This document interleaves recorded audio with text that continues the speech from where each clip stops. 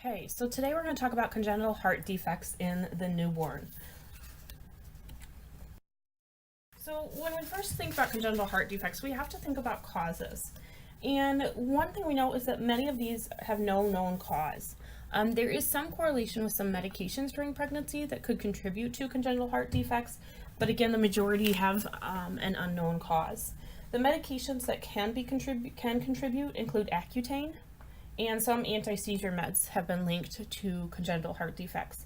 The significance of some of these, so Accutane, in order to have that prescription, a female would need to be on 2 forms of birth control to even take that medication because of the risk factors with fetal defects. There are some various types of defects that we need to consider when we're thinking about congenital heart disease. And so these, when we look at the pathophysiology, we would categorize into 4 different areas. So septal defects, and septal defects result in a miscommunication between the right and left sides of the heart. This results in blood that shunts from the high pressure left side to the low pressure right side. This increases the amount of blood going to the lungs and increases pulmonary resistance then to restrict this blood flow. This leads to the right side enlarging to compensate. This would be things such as a patent ductus arteriosus, atrial septal defect, or ventricular septal defect would fall into these.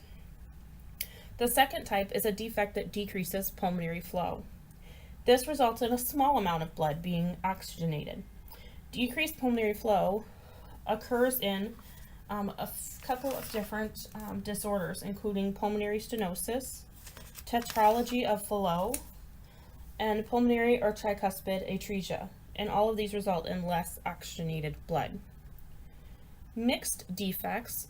These defects rely on a mixing of oxygenated and unoxygenated blood.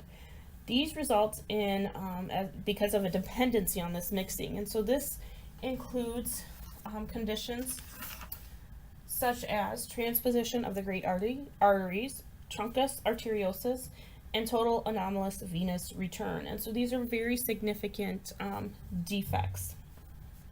The last category is systemic blood flow obstructions. These result in a decreased cardiac output overall and can occur in a couple of different categories, including aortic stenosis, coarctation of the aorta, and hypoplastic left heart syndrome. The signs and symptoms of the defects vary by the type of defect. And in your book, it does categorize the clinical manifestations by pathophysiology. One of the things that you see here is present in tetralogy of Fallot, which is a decreased pulmonary blood flow type of condition, and you can see the tet spell. And so kids, when they have this decreased blood flow, tend to assume this type of position. The various other pathophysiologies. So those disorders have an increased pulmonary blood flow, and that resulted from those septal defects.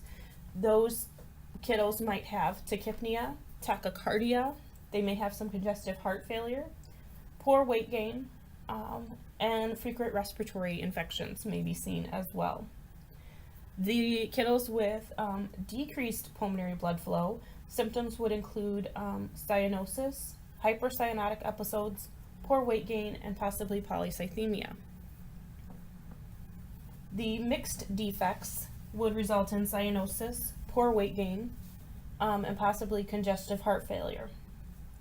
And those with obstructed systemic blood flow will have diminished pulses, poor color, delayed capillary refill, decreased urine output, and congestive heart failure. So you see there's a few things that are very common across all of these. We see poor weight gain with several, we see a risk for congestive heart failure with several, and cyanosis as well with several. So there's going to be some key considerations that we might observe as far as clinical manifestations that are going to be the same across various congenital heart disease conditions. What do we need to know from a nursing standpoint? We're not going to get into each of the various conditions in great detail, but really looking at how do they present, how are we screening for them, and then how would they be diagnosed if we do feel like they may, a kid may have a congenital heart defect. And so all children, all newborns, will receive a critical congenital heart disease screening before leaving the hospital. And this is done by recommendation from the American Pediatric Association. If there is any concerns with that, then they might move on to a chest x-ray or an echocardiogram, and then potentially even a cardiac cath or an EKG, depending on the concerns that may arise specifically related to that child. So the critical congenital heart disease screening. This occurs in all children before they discharge from the newborn nursery. And we usually like to wait until they're older than 24 hours of age. So we've had a chance for some of those functional closures to happen because we wait for that functional closure at 18 hours before we would do it. And we screen. So we check a pulse oxygen on the right hand and the foot. And so you can see here how you would follow this algorithm down. If both are greater than or equal to 95% and there's less than a 3% difference, then they pass. If they are less than 90% in either the right hand or the foot, they would automatically fail. And if they're kind of in the middle, they're between 90 and 95, or there's a greater difference, then we would repeat the screen up to 2 times and see what kind of result we get. And so by doing this, we've recognized that early on, even before they're extremely symptomatic, we will see some differences in these pulse oxygenation as a result of the mixing of blood in many of these defects and the decrease in oxygenation that occurs in many of these defects. And so recognizing this early on before the infant has a chance to decompensate is really, really important because we can intervene early.